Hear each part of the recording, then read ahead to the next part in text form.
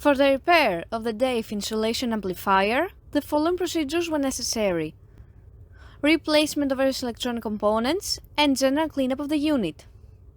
For testing, we connect the unit to the received radar angle transmitter and we add two multimeters in order to measure the voltage and milliamp outputs.